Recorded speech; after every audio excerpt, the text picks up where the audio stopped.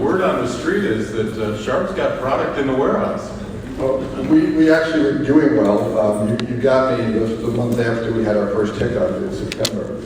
We left about 100 containers, so just like everyone else, we had 100 containers of products sitting off the coast of Long Beach from the first week of September through the first week of October.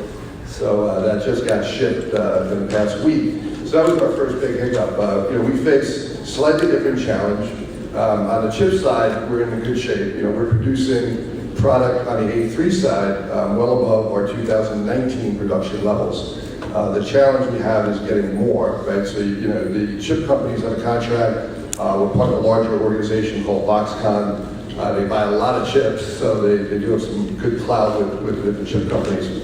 And so we've been able to get what we had committed to as budget and a certain bit of growth. On A4, we made the decision to focus on A3. We started October of 2020, we started redesigning some products that would allow us to take the chips that we put in our A4 and put in our A3, which prevented a lot of our shortfalls.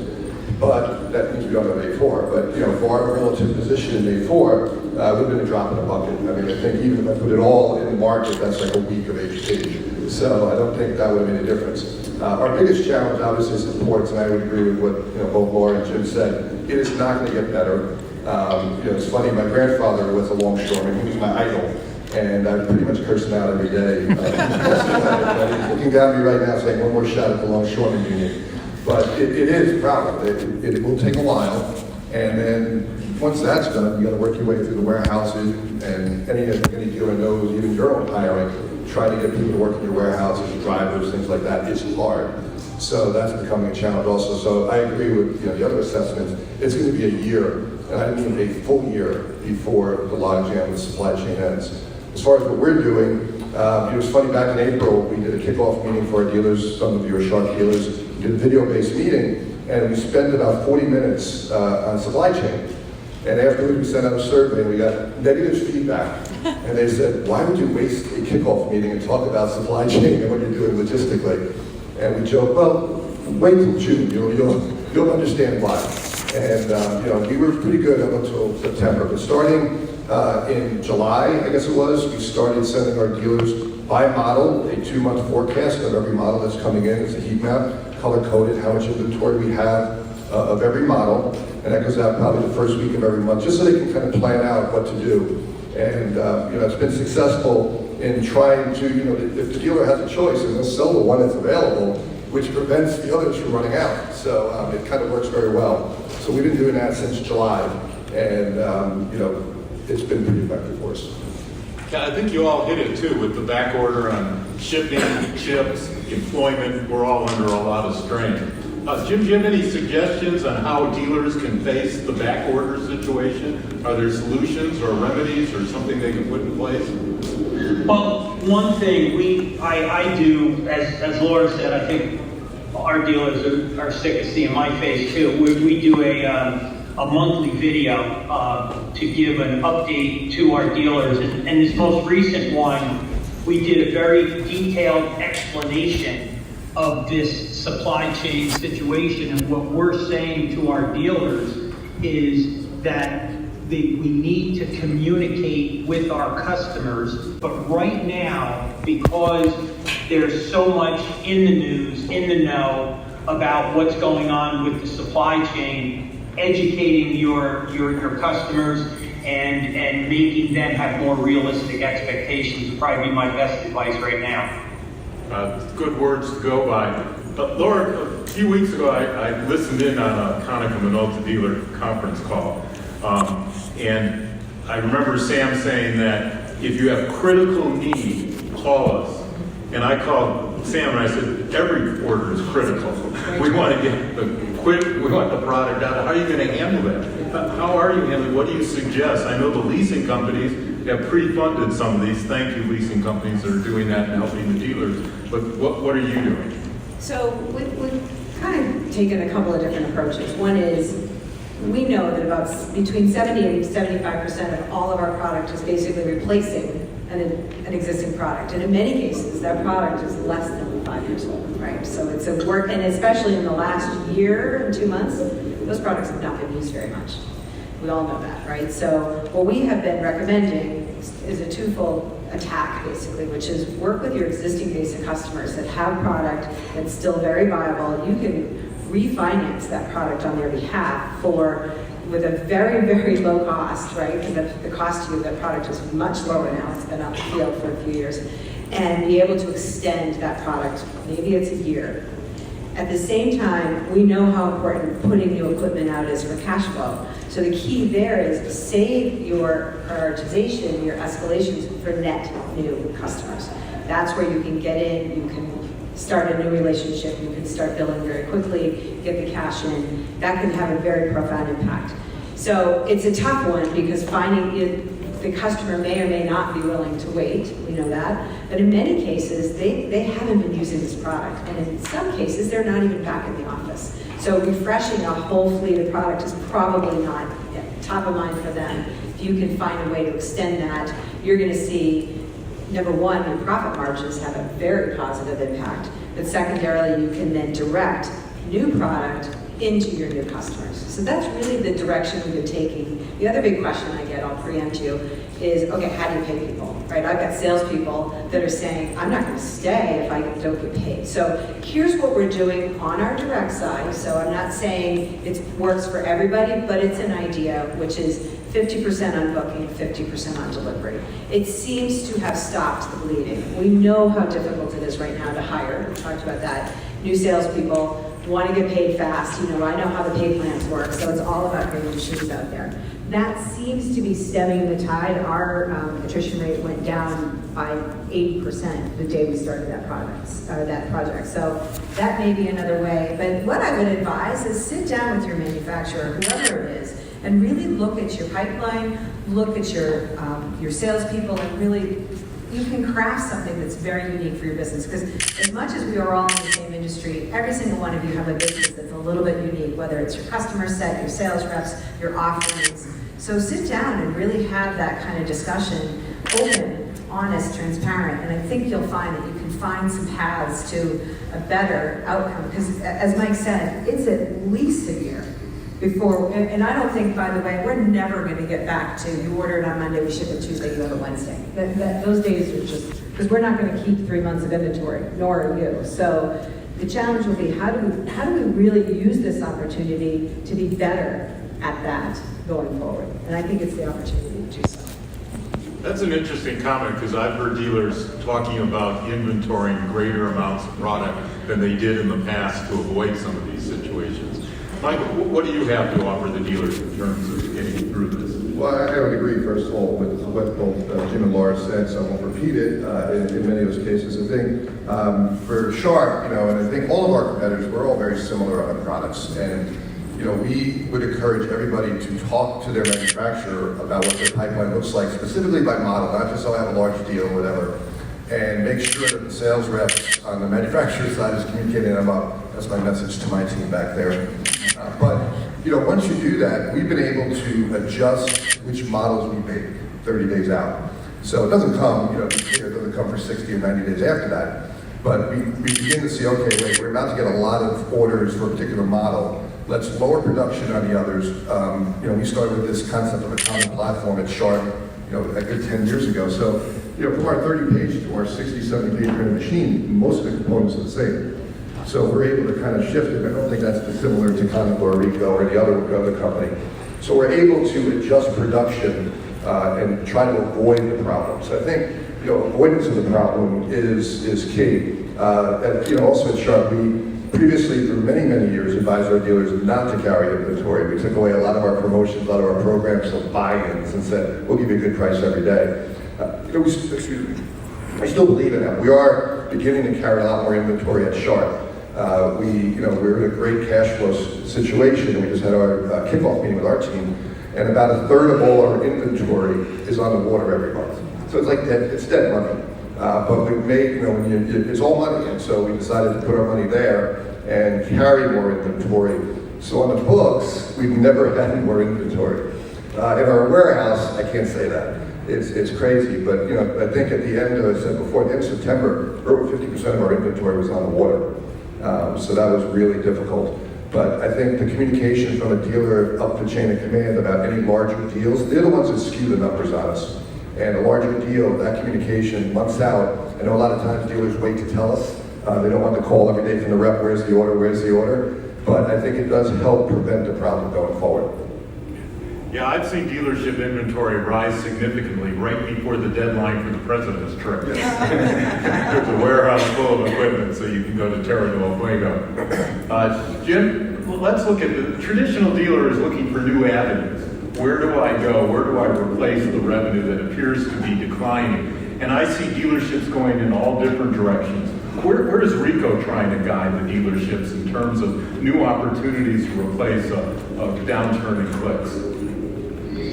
Well, the conversations we've been having with our dealers is, and I've been using the term, of having the dealer go from that trusted print provider to become the source for managing your customers' information.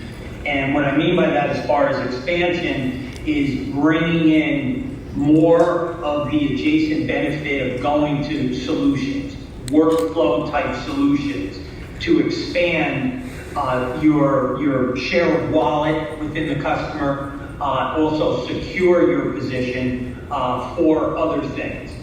So that's really where we're driving the primary focus. I mean, in years past, the advent of going from analog to digital, dating myself a little bit, bringing color into the office and the expansion of color, of production. Those were the silver bullets that drove a lot of growth. Where now we have to leverage, the dealer has to leverage what's going on in the business environment, and that means being more of a solutions-oriented provider. We've seen with one of the acquisitions we did, DocuWare, as it relates to content management, that has absolutely exploded in a positive way as far as growing new revenue and winning deals that overall deals, not just the software part, but winning deals that our dealers would not have normally had the chance to win. So that's really the area we're driving now more than anything. There's going to be technologies coming out, more print on anything type of opportunities. Certainly, we've gotten involved more in the what I would call unified communications area. But the prime area we're focused on is having our dealers expand more toward that solutions orientation with their customers and prospects. Well, that's great advice. I can confirm our law firm 5 years ago said we're going totally digital, and I sort of rolled my eyes as an old guy, and now we're totally digital. There's not paper around it like there used to be. Laura, one thing came out of COVID, everyone was going into the digital transformation to some degree. COVID it accelerated it by 3 years. Absolutely. Konica has all covered. There are a lot of opportunities there. A lot, and actually, over the course of COVID and even into the first half of fiscal 21, that part of our business is more than doubled, and through the dealers, right? So we've always had a pretty strong presence direct, but now we're seeing the dealers. So I should have added this when you asked about recommendations.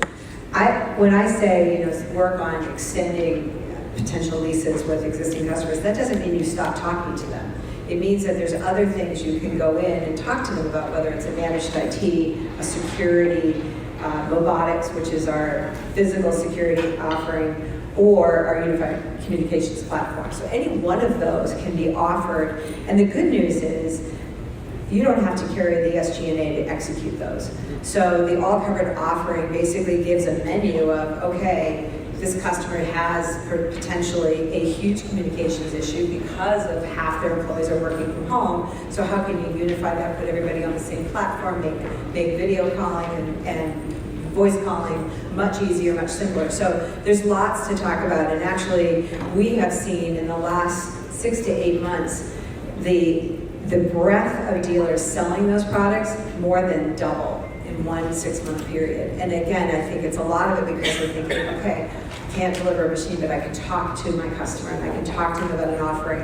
And the good news is with a lot of those offerings is they continue to be monthly recurring revenue, which is the lifeblood of our business. So the ability to have a contract that has maybe some copiers, maybe some A4 products, maybe has their platform of phone calls and a managed IT all on one bill is absolute magic with your customer. And it starts to become where you will own that customer end to end. This is really, really strong in the SMB and medium-sized business. So we've been continuing to help dealers again, and this is a one-on-one. This isn't like, let me throw it out there. This is a sit down. What does your customer base look like? What are their primary needs? How are they getting their IT today? And how can you go out and really add some value and still get the monthly recurring revenue model that we all know and love. So that's really been our focus. Some great advice.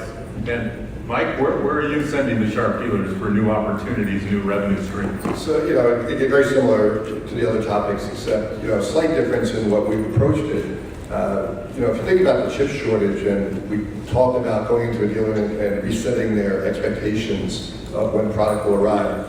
Well, guess what? They have the same problem on their laptops. They have the same problem on their displays. They have the same problem on their other technologies.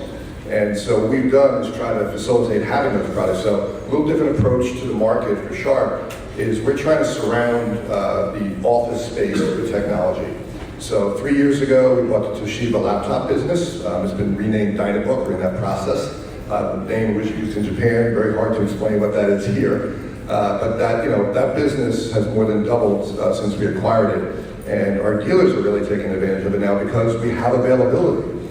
We actually, it wasn't us, it was Toshiba who designed the products with their own, basically, BIOS, their own design. So we're not susceptible to the global chip shortage where other laptop companies are. So that business has exploded. Many of our dealers are now taking advantage of it. It's one more thing when you are in there talking to your customer, doing a quarterly review, say, are you able to get laptops? The other is the product we have in the back of the room, Windows Collaboration Display. You talk about Microsoft Teams.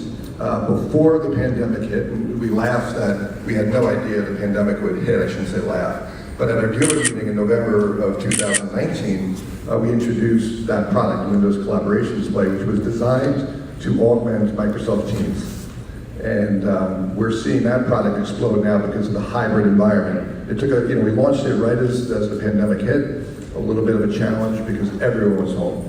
Now that you have a hybrid work environment, companies are saying, well, now I have a product that I can put in a conference room that is designed to maximize teams. And so many companies are saying that's a perfect solution, and it has recurring revenue attached to it. So it's Azure connected, it does some other things. So it's a great product, and I think that's really been our goal, is not to abandon the core of what we do and what our dealers do, which is SMB technology. And so you have teams already that are capable of selling any network product. Our products have been networked for a while. So in addition to doing the document workflow and those other things, get into the other areas and say, I can do an M&S contract with you and provide you the laptops and provide you a collaboration tool for your conference room. That begins to make you way more valuable than allowing a VAR or integrator to come in from the other side and attack your business another year with an MPS contract and anything else. Because remember, all those MPS deals, I've said this many times at these meetings, the big distributors in the IT space do over $1 billion in MPS through the distributors to VARs and integrators. So that is a large part of the business that as a BTA channel, we're leaving susceptible to others. And so the best way to block them out is go after their core, which is the hardware of IT products. So that would be what I would suggest. Good suggestion, and let me add from the BTA legal hotline perspective, if you're looking to open the door to your customer for a discussion, just bring up one word, ransomware. They're all petrified, they all read about it daily in the papers, and you can get in there with a solution or at least talk to them about it and see what they're doing and test their network, and you will become an even more valuable, trusted advisor. But that's a real issue out there for every single business. We pick up the paper daily and see someone else has been ransomed and what's happening. So that's a good avenue to get in, good avenue to get more knowledgeable about. I've got one, Jim, that I want to talk about because this one bothers me because I'm concerned for the dealer channel. and that's one rate. I don't know how Ricoh feels about one rate contracts, but I know they're coming out in the marketplace. I know dealers are looking at them, and all I can think about is my experience with my mobile phone when I used to pay 40, 50 cents a minute for each minute I talked on that mobile phone, and I could talk quickly back then, to now that I pay $40 for unlimited whatever I want from, a number of countries in the United States. What are your thoughts on one rate? Well, I still think you're able to talk quickly, Bob. By that point, certainly pre-pandemic, I know we're probably going to be using this term a lot, but pre-pandemic, there was a lot more of the trend toward that flat rate service. I know a lot of directs were using it, a lot of dealers were using it, and then the pandemic hit, and customers now are unsure of their print volume, so that starts looking much less attractive. But on the go forward, what I would see as a potential trend is flat rate could work, and it could work for our dealers if it's positioned the right way. And Laura kind of touched on this before, bringing up subscription. But the idea is, if our dealers go toward a flat rate, it's a built-up flat rate. It's bringing in that, that ransomware, situation that you're so afraid of, building that into the flat rate, building the other workflow software and solutions into that flat rate. So as we go forward, what I would say is, could work if customers look for more of that consumption-based arrangement, where a dealer could bring it in profitably, is by building the other value add into that and getting into more of a subscription-based arrangement. Great advice. Laura, talk to us about one rate. So we know. I've sent your contract to the countless number of dealers. Yes, I've been too high. So I want to distinguish something though. One rate is not flat rate. Flat rate is not one rate. The key to one rate is it's not the same price for the same type of machine for any customer. That would be a disaster, and we know that. What one rate does is design a rate for that customer for that machine. And the key to success in one rate is really a couple things. One is, you must have, if not perfect, really good information about the customer, what they've been printing, what their volumes are, what their color versus mono is. That information is key. To put one rate into a customer where you do not have that information is a high-risk scenario. So that's number one, is you should have or could have as good information as you can get. That's why it works really well for upgrades of an existing customer. Number two, you absolutely have to have a contract with escalations built in. You can write all that up front and then monitor it. And you do it, sorry, you know what? The only reason my phone rings, there are two people in the world that can break through. They look a lot like me, so, and one of them is in college, so she's probably calling me to get on Amazon, I'm not sure. Sorry, I apologize. And I lost my train of thought. Second area is, I know this, so having a broad base of product is key. To do one rate contract, within that contract you could have a machine that all of a sudden explodes, people are printing, there's all kinds of horror stories, well, as soon as you put one rate in, they're gonna start printing all their photos online. No, they're not, but having a broader base, you have to decide if that's a commitment you wanna make to bring to particularly existing customers. To just sort of throw it out there and see what sticks, you're gonna find that in any given contract, you may end up with customers that are printing more than you thought.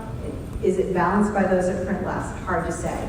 But the reality is, we all know this, we've all read the IDC reports, print is going down. It's going down. So what a one-rate contract can do for you as an offering is protect you to some degree against that decline in print.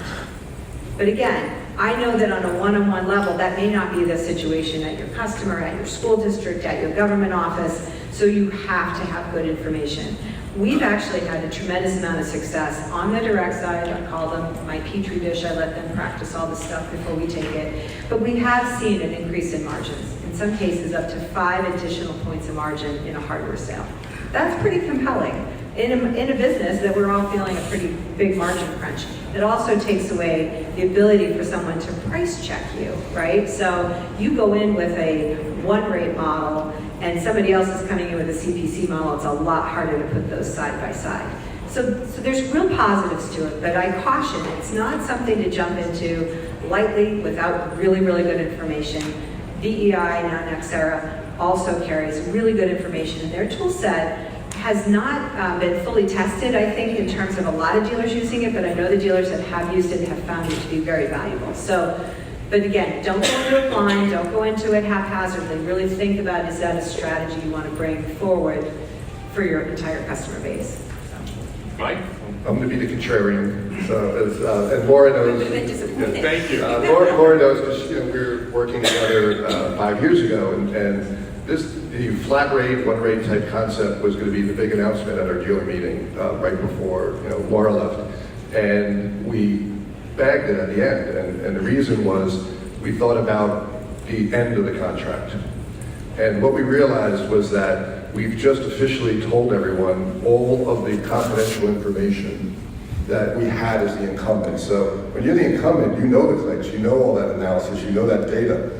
And so when you put it under that contract, what we found was, well, now we've already basically told everyone where we were comfortable setting the mark on print. So now they can come in and come under it. And as print declines, there's going to be a greater reluctance. So I'm a complete believer in consumption models. The challenge we face, and if you think about it, there's no consumption model out there that has a fixed cost as big as a copier. So when you talk about phones, yes, phones are crazy right now, but it's $400, $500, $600, okay, Apple, $1,000 investment. But the consumption of the usage is basically one-time fixed cost for the carrier. We don't have that. So we have a very large cost of putting the product in, $6,000, $7,000. We have a maintenance component that is fixed, that is very significant. The consumption is not all margin. There are supplies that are attached to it. So it becomes a challenging point to ultimately get to where we all want to do, which would be a consumption model. And so we found that with the declining print, when we are up against a flat rate style program, it's very easy to have one simple question to the customer and say, do you anticipate printing increasing or decreasing in the next 3 years? And as soon as they say decreasing, you now have pushed them down a different path. So I'm a fan of it. I just can't figure out how to do it effectively, because we played with it in our branches. We are seeing the same problem is at the end, everyone knows exactly what you're comfortable with. And so they know the print volumes that used to be very secretive.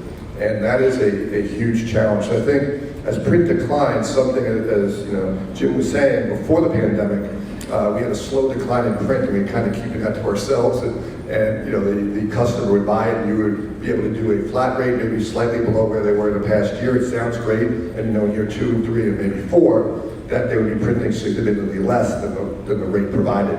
And that's where you can make some extra margin. But as we saw now, it's declined so quickly that the customer knows that they're not going to be printing the same amount. And so that adds another level of challenge. So I do think it ultimately is a good idea. I just can't figure out how to prevent someone selling against it, because it's been successful for us to sell against it. So I just think that's going to be a challenge. Great. I have one more question before we turn it over to you. We're getting near the end, but this has been troubling the dealers that I've been speaking with, and that's a lack of supplies that their customers need in order to run the equipment. We all know there are alternative sources for a lot of these supplies, but on the flip side, manufacturers have done everything to put in programs that encourage OEM supplies only. Jim, are you easing up a little bit on this now? In these hard times, if dealers go to one of these alternative sources? I'm sorry. Start the question again. I got the background. I just didn't hear the follow through on the question. I was asking Jim if Ricoh has altered their stance or position in regard to their dealer channel going to alternative sources for supplies that may not be readily available or delayed from yourselves? Well, certainly, I mean, when we're in a situation where we cannot provide the aftermarket, the consumable, I mean, obviously we take a different mindset there. Fortunately, we've not been in that situation, so we're very much focused on providing our dealers with everything they need to be more profitable in the end. And, you know, a lot of times we look at alternate sources and we see the lower price, and that's what's very visible to us.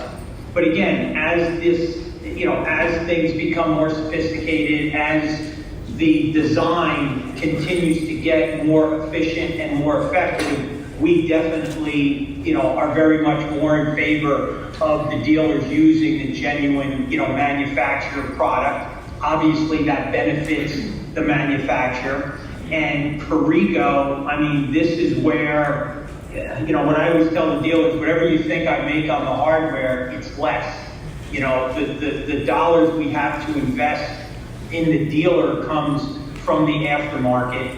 And more as we go forward, the alignment and the partnership that the dealer has with their manufacturer is going to be absolutely critical, because more and more providing for that better overall customer experience is going to require a very tight partnering between the manufacturer and the dealer, the manufacturer having to provide more and more different resources, more and more ways of not only making them more effective, making the dealer more effective with the customer, but also making the dealership, more profitable. And I know on the Ricoh side, we've recently added annuity managers as part of our field team, and a lot of what they're doing is bringing in alternatives and helping to coordinate other resources Ricoh has. Say on the service side with things like Help Lightning and other types of resources that Ricoh is going to bring to bear to make the dealer more profitable. So, at the end of the day, we're very much promoting and driving the consumables being acquired from Ricoh. We have a lot of accounts, direct accounts, enterprise accounts that dealers do service on. We demand the genuine Ricoh. As part of that, certainly our warranties demand that. But in the end, we think we bring the dealer a lot more benefit to their profitability when it's all said and done. Great. Laura? Oh, I have to answer this. Yeah. No, boy, this is a tough one. I sort of feel like if I could sit here and say, I will keep the supply of toner for you 100% for the next 3 months, yeah, then I'd really like you to use Konica Minolta toner. However, and I sort of consider us, we're in war times, right? And Bob is my wartime conciliaire, right? We went to the mattresses. But here's the deal. If you have a customer that's down and I can't get you the product, if I'm sitting on that table, I'm gonna go get product for that customer. I totally get it. Am I gonna come down and say, well, you didn't buy Konica Minolta toner, I know you didn't, you violated this? No, that would be insane, and it would be a really bad move, right, for us. Would I like you to continue using the toner after we get through this crisis? 100%. I think there's value to it. I know, frankly, sitting in your seat, you don't really care where we make our profit, right? That's not important to you. But what is important to you is that we continue to come out with best-in-class, top products that meet industry needs and your customers' needs at a level that is expected, right? And we can do that. We can continue to do that when there's a full breadth of product being sold from Konica Minolta to our dealers, to your customers. So, you're in wartime, you gotta do what you gotta do. I 100% support that, and we will do everything in our power to make that not happen, but some of it, frankly, is out of our power. So we are 100% understanding when you have to make those decisions. This is your companies, these are your customers. You gotta do what works in the moment, at that moment. So we support that, but please come back to us when we get through this. This is a short-term issue, it really is. I couldn't have planned it any worse, but the reality is we're living it. I said to my team recently, this is teaching us more about how to operate and what I think our new normal is going to be over the course of the next 2, 3, 4, 5 years. But these kind of crises are not going away. So the better we become at reacting and being able to be empathetic and understand what the impact to you is from a financial perspective, the better vendor will be to you overall. Mike? Surprisingly, no difference of opinion when it comes to toner. I mean, it's how we make money. And I think it's very similar to your business. You don't make a lot on the sale of the hardware. You make it on the back end, on the maintenance, and the rest of the business. That's how we operate. And to Laura's point, we have to reinvest in the business. We have to reinvest in you, do the trainings you require, and things like that. That's where the funding comes from. And I talked earlier about the cash flow that's allowed us to carry inventory. The beautiful thing about toner and business, just like yours, is we can predict out 6 months out, a year out, what our revenue, what our GP is. That allows us to then buy inventory, do all those things. But similar to Laura, look, if Sharp were out, no, we're not coming knocking on your door and saying, hey, that's not Sharp toner. But I would encourage, and I think you slipped, by the way, you said you can continue using the third party. But you can, so Konica is allowing, but I know what you meant. You can continue, but we would, and I think I would speak to all OEMs, even the ones not here. The value of you using the OEM toner, obviously, is what is the product's designed around. And I know that sounds silly, but there really are. There are differences in all our products and how they're designed with the toner. But the other part is that is how your manufacturer will be able to support you going forward. And so it is, a symbiotic relationship in doing that. We have to be effective and cost effective, but at the same time, we hope that you use our toner and support us so that we can support you. Makes sense. Questions from the audience? Ray, you're not a dealer, but go for it. There's a lot of mega dealers in the marketplace, and we would obviously expect the mega dealers to consolidate amongst themselves, becoming great mega dealers. Is there a strategy in play to protect the people in this room that are not $50, $80 million, $100 dealerships from them gobbling up all the inventory? Because if I was a Doug and if I was a Dan Doyle, I'd be buying the shit out of all your stuff and filling my warehouses up with it. Well, I'll answer that because we put it out actually in our letter to the dealers. It's frustrating for the Sharp dealers because we have everything on allocation, everything on hold, I should say. So you can't order and automatically flow through. We stop every order and check it. So we are 100% even. If you're a big dealer, you're a small dealer, I publish what volume I'm shipping of product relative to 2019. So every dealer can go back and go, wait a second, you said, Mike, you're doing 110% of 2019, but I'm only getting 80% of 2019 number. You're ripping me off, or you're sending it to your directs. So we are very transparent on that. So we are completely even. I had a mega dealer call me. It was a funny story back in, I guess it was August, and offered to buy about $6 million. And we argued for 40 minutes, and at the end, I don't want to say who it is, offline with Joe with some of the others, but dropped an F-bomb and said, this is hysterical. Do you not know that I'm the dealer? The first time the dealer's begging for an order and the manufacturer's begging not to do it. But we knew it would wipe us out. And so while it would have been enticing to gain share of the dual-line dealer, we said that's probably not the best interest long-term of the company. So, we are 100% transparent. We show exactly what we're shipping relative to 2019 so dealers can get a benchmark of are we being fair to them. Jim, the question was, how do we protect the smaller dealers from the mega dealers when they call up and say, I want $6 million worth of product? How are you handling that? Right, yeah, we did not have that situation that Mike said, but we are right now monitoring orders. Same thing, we're usually on a fight, first in, first out. Everything, because of the shortages, is now, I won't call it manually done, but there has to be, we make allocations to our regions, each of the 4 regions. There's so much equipment in each model available, and then our region heads make that decision. and they are very much responsible for and have to answer to dealers of all sizes. So no one is, and we have 2 or 3, I'm almost embarrassed to say, we have 2 or 3 supply chain calls per week with our RVP. So everything is very, very visible. And it's just something that right now we're in almost a manual basis. Thank you. You didn't hear the large bang in here. Jeremiah incoming, quick.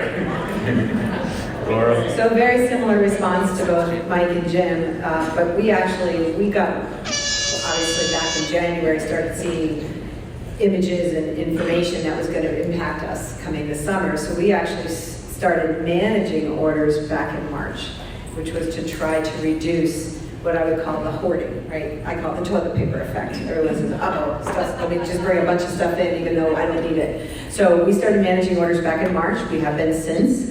For basically the first 3 months of that, March, April, May, even into June, the dealers didn't even know that we were basically not allowing giant orders, which are usually placed by the mega dealers, to go through. Since then, we've been on managed allocation, like Mike said, on every product, every day. We actually have more calls than that, which is, I gotta figure that out. But we have been allocating, I have a prioritization list. Each of our strategics, if you will, get 1 order. Each region gets 5 orders. So the proliferation of business going to our regional dealers is much greater. Actually, and thank God, I think we've got someone from Dex in the room, but we've actually been really balanced, and I'm really proud of that. And when a dealer calls me and says, I know you're sending, I will share with you the exact percentages of business, 100%. I won't publish it because it might end up somewhere else, but I will tell you exactly where that percentage is going. And it's been painful. It's hard to have those conversations sometimes with the largest dealers because they really do bring a lot of business to all of us. But the reality is we are prioritizing at the end user level. These are end user orders that we're prioritizing, and we'll continue to do so for as long as we need to. Questions? Yes. I don't have a question. I just want to say publicly to Mike and also to Joe Lamont, of all the dealership or all the manufacturers we've dealt with, their transparency has been incredible, and I just want to publicly say thank you. Thank you.